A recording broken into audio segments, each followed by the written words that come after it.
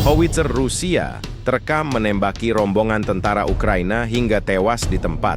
Rekamannya diunggah di Telegram pada Jumat 14 Februari 2025. Dalam keterangan unggahan disebutkan 3 tentara Ukraina terkena serangan howitzer Rusia hingga tewas di tempat. Awak howitzer D-30 dan operator UAV Yuzhny menghancurkan seluruh pasukan Angkatan Udara Ukraina saat melintas di wilayah pemukiman Stupochki.